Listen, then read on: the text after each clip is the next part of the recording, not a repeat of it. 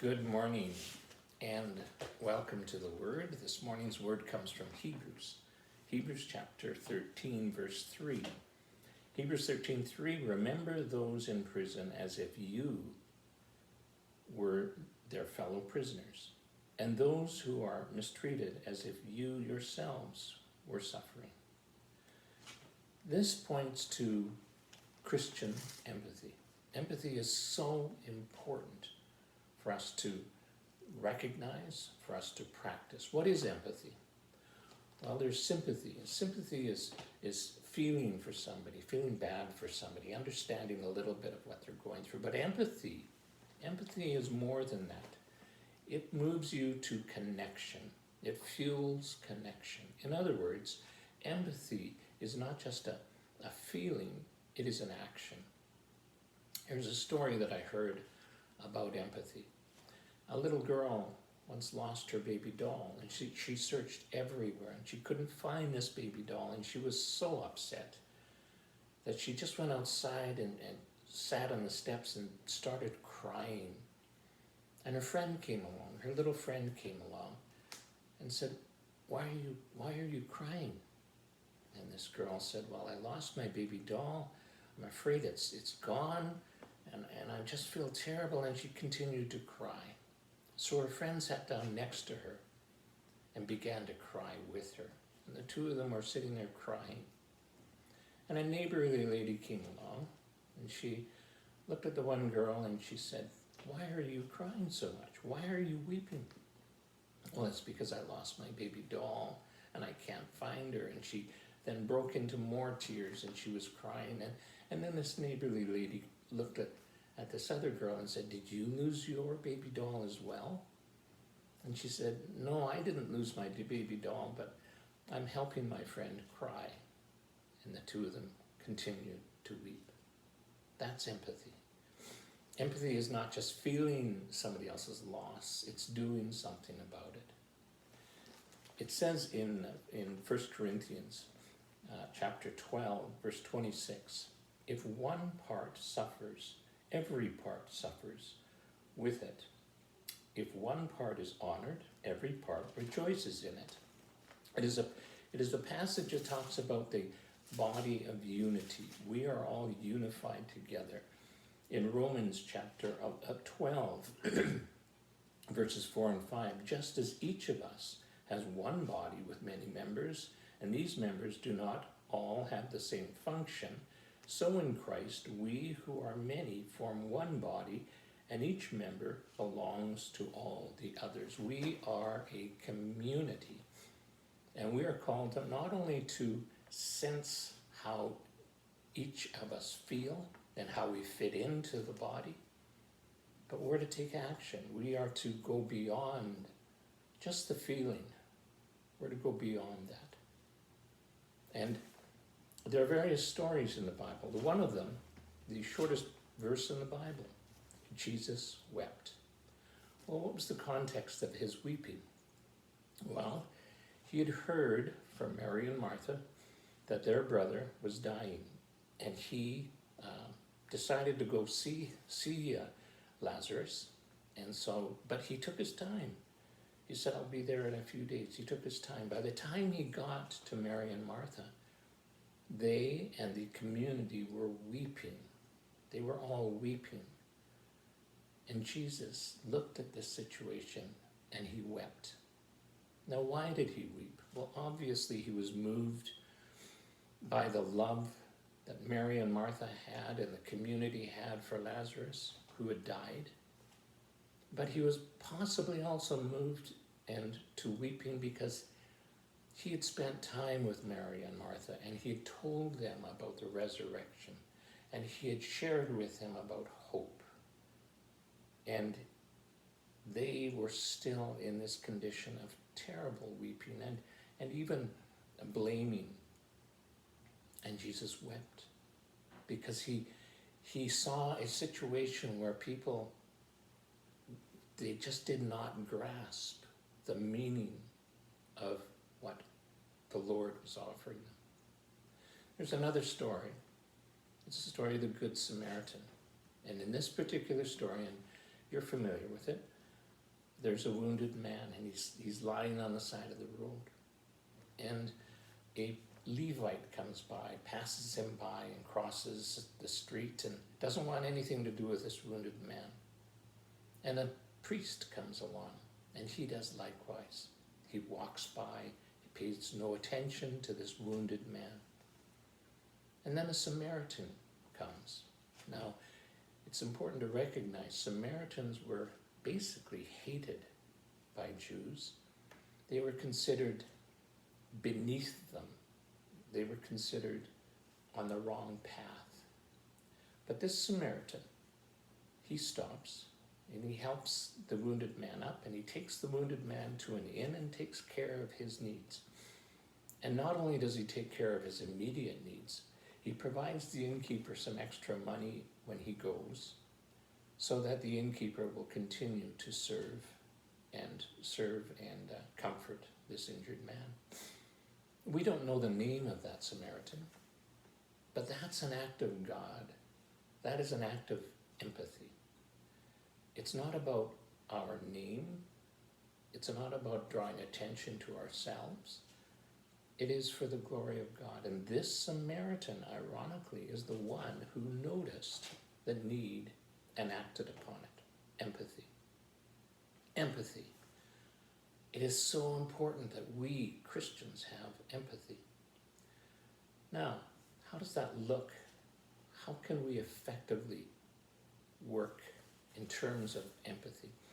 Well, it's not only actions of our hands and our feet, it's actions of our prayer life. And we need to pray for those who are suffering. And that's coming right out of Hebrews chapter 3. We have a responsibility to come alongside those who are in prison and those who are suffering. And to put this into perspective, I'm going to share with you an hour, my busiest hour every day. It's the hardest hour in a sense of my day. Now, a little bit of background. I'm very blessed. I have a wife who is constantly busy. She's doing this, she's doing that, she's painting walls, she's moving things, she's cleaning. It's just non-stop. And I burn calories vicariously by just watching her work. It's tough. But I am blessed that I have lots of time on my hands. And then I can enjoy rest. But there's 1 hour, 1 to 1.5 hours every day where I do my hardest work. And that's when I wake up. And normally I wake up about 6:15 in the morning and I lay there and I think. And it's my special time with God. And when I wake up, I just enjoy the comfort of lying in a bed that is warm and comfortable. I enjoy that I'm with my wife and she's next to me sleeping. It's a wonderful spot. But then I start empathetic thinking. And I think about, first of all, very often, not every morning, but very often, I think about my breathing.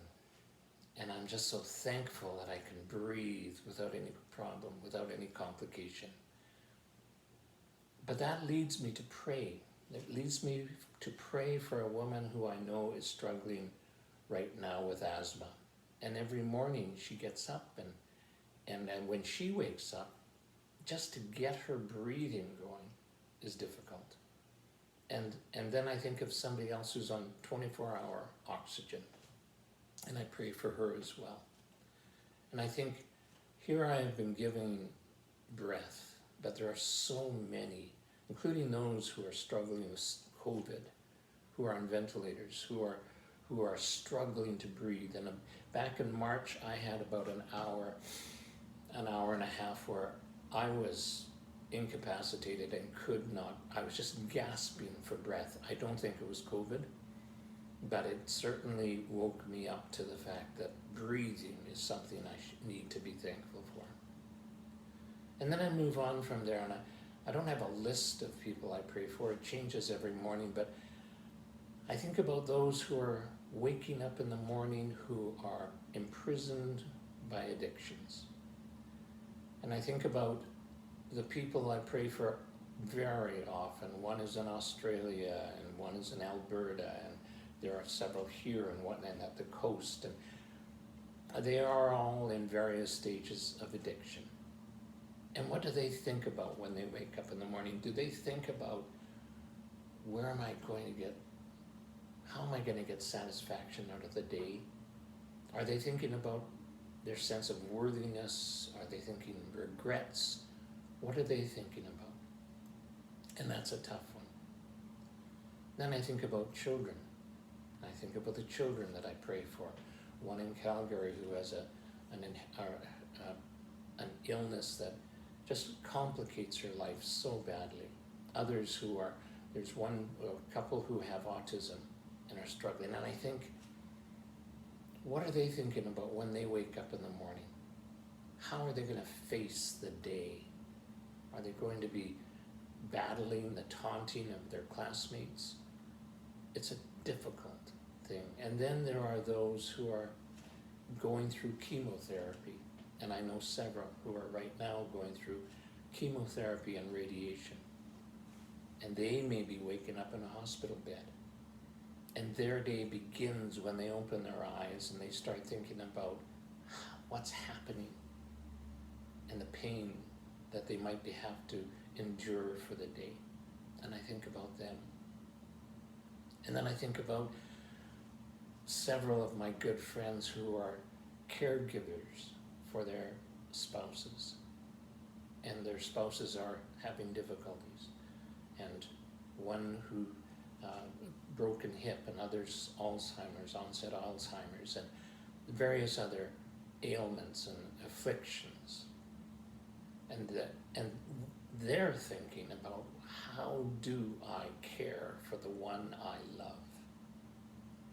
And then there's parents, and there are those parents who know that they've been battling with their children. I was one of those. And you wake up in the morning with unresolved issues, and you look at those. And then there are those who are troubled with financial needs, huge numbers right now, who are struggling with, how are we going to make ends meet? What are we going to put on the table for food?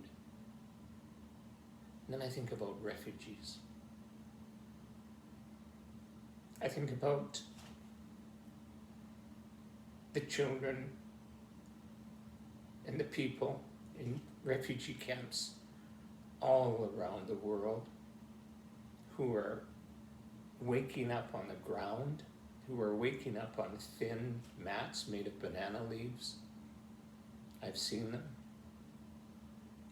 Who have come from middle-class families, and because of war, they're thrown into tents and they become a number. What are they thinking about in the morning when they wake up? Oh, and the hopelessness and the emptiness and the loss. And it sounds like a terrible way to begin a day. But it's not. Because all of these people I think of who are suffering and who are imprisoned, and who are imprisoned by their doubts and their anxieties and their depression and their circumstances, I think about how God, my God and your God, can make a difference. I think about the friends I know who've overcome addictions, who are living wonderful lives right now. Those who are going through, who have gone through terrible marriages or had such difficulties with their children, and today they are honoring God with renewed relationships. I think about those who have been sick and who've gone through chemo and who've struggled through life, and I think about our friend Bill in Creston, whose life has been given new breath, and he's overcome what the world thought was the end of his life. And what a blessing that is, what an inspiration that is. And I think about those children who struggled and grew up to be wonderful members of society and contributing and married and happy and valued. And how God can transform all of these difficult stories, and how He can bring meaning to life, how He can bring victory in life, how He can turn around lives. And that is through prayer. And it's not important that they ever know that I was praying for them. What's important is that I am praying that God would be part of their life. Now, this story is not about me. It's not about my hour of prayer as if I'm some special saint. This should not be. The only reason I'm sharing this is because I'm hoping that somebody out there might be inspired to join in praying for those who are afflicted, in joining in praying for those who are suffering, who are in prison, and who are going through the difficulties of life as best they can, but they need help and they need a hopeful perspective. Remember those in prison as if you were their fellow prisoners, and those who are mistreated as if you yourselves were suffering, as if you yourselves were suffering. Going back to the opening story about that little girl and her baby doll, I look at that situation and I think, that's no big deal, a baby doll. I can go down to Walmart, or I can go to Toys R Us or the dollar store and pick up another baby doll. What's the big deal?